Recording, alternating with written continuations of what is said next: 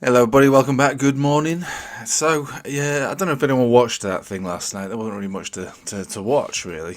Massive amount of suspense and just a load of well, it wasn't even a load. It was just a tiny little bit of talking. So, the implications are nothing changed other than what we expected. So it's basically exactly what it is. But as far as the fact that they've got Bitcoin that they're not going to sell, and every time they do a raid on some darknet site, they're going to keep the Bitcoin. They're going to look to acquire some more Bitcoin here, and probably other countries now will think, well, we won't sell our Bitcoin because they used to sell their Bitcoin. So it does have some bullish implications, obviously, moving forward. Just more Bitcoin off the market, but at the same time, are they going to sell? I mean, it's just, can you trust a politician? I can't. I think of trusting a politician about anything, never mind not selling a Bitcoin. So here's just words. It's just words. But I'll tell you what, even though we expected it to be a bit like that, a bit of a non-event really, a bit of a just nothing, there wasn't really a massive dump, and so in the absence of a massive dump might mean that we actually go up surprisingly. So all we've got left now is the charts, and actually when it came to, I always use that analogy of chucking a brick into a still pond. There are no real ripples to ruin the chart at the moment, so the chart remains unchanged. And with the chart remaining unchanged, it actually looks relatively good that we've made our way down towards this portion of the triangle. Remember, we talk about the triangles basically being these moving averages. We've got the 50 exponential again. We've got the center of the Bollinger Band again here. So there's two triangle formations going on really. You've got the 200 exponential. This is a bit more of an, I suppose, a descending triangle. And then you've got your 200 exponential like this, which is a symmetrical triangle. I know there's a lot going on there, but it's just to show you the trajectory and how long this formation has got, which is, to be fair, for the most part of the month, is the larger symmetrical triangle. The descending triangle formation probably around mid-month, so another week or so before the apex is generated. And that's only if we stay within this formation, this small trading range, if you want to call it that. So my view is that we're closer to the bottom of one of the triangles than we are anywhere else. The other part is up trending, which brings you to 83,000. So if we came down to those areas, that's roughly the area it would be. What I'm trying to explain here, and I'll just say it out loud, I think we're going to go up from here. The next resistance is going to be 90,700, and then beyond that we'll probably be looking for 93,000. So I think that that's the situation that we're looking at now.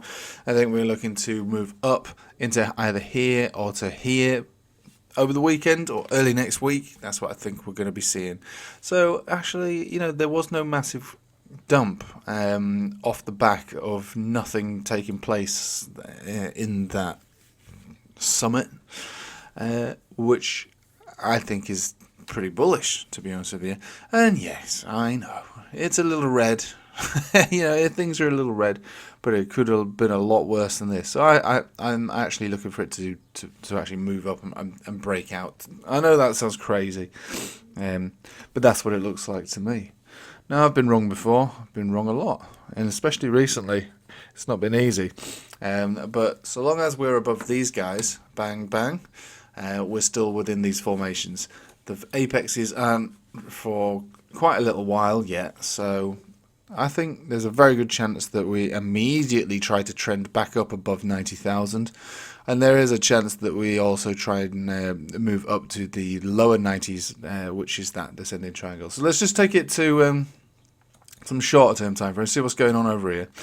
So you can see on the 4 hourly here, there's not a great deal of anything going on. So the supports are taking place on the daily. There's your uptrend of triangle, if you really want to put it like that. And there's another piece of triangle going on. There's triangles all over the place. Who likes triangles? Someone likes triangles, don't they? Yeah, Bitcoin likes triangles. So what we're talking about here is obviously the support, the resistance, the support, the resistance. These are death crosses, obviously, but we're getting higher highs as a result. So it does look okay, like I say. It's not. This isn't something you'd look at and go, oh yeah, we're going to move into a death cross. This is going to be brilliant. But what it is saying is that we're getting support. It's relatively crisp and clear. We've got 1, 2, 3, 4 higher support trend lines, and then into the lower 90s for the next area of resistance. Don't be surprised if this ends up being the low for the weekend, or at least for the next 24 hours or so, and we move our way up into the 90s, the lower 90s from here. I know what it sounds like. Sounds like hopium, but I mean, that's the chart view. I'm afraid there's nothing much more to say about it than that. If you see 4-hour closes below 85, then obviously we'll be looking for these areas to get tagged 82, which is 82,700, which is also, if you go back down to these levels here, it's around about the 200 exponential, isn't it? Round about there. So 4-hourly and daily have got something going on here for us to hold on to. At the moment, presents in a bullish way in the short term, and then we'll see how that goes if this most likely scenario plays out, and it is the most likely scenario.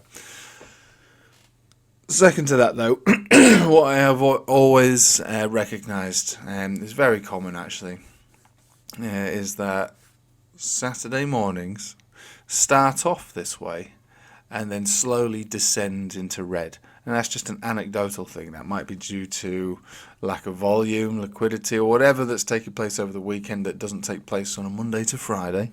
So as much as it looks like this now, 7:30 in the morning, might not look like that at 10:30 or 12:30. All I can do is present to you the chart that I see the moment that I turn on the computer before I get kids dressed and go to whatever club it is that I've got planned for the day. So this is how the Bitcoin chart looks at 7:30 on a Saturday morning. Things change. I can't really stuck to this computer all day interpreting the price action, with every hour that goes by. But as I see it right now, and you can see it too, supports, resistance. You buy supports, you sell resistance. And that's only if you're happy to trade within a triangle, which most of the time is a rubbish place to trade because you get smaller trades the tighter the apex goes. Right, I'll leave it with you there. Nothing much more to say. We'll get super bullish if you start closing above 93 to 94. We'll get really bullish, looking for 100 or more. We'll get pretty bear if you start closing below 82.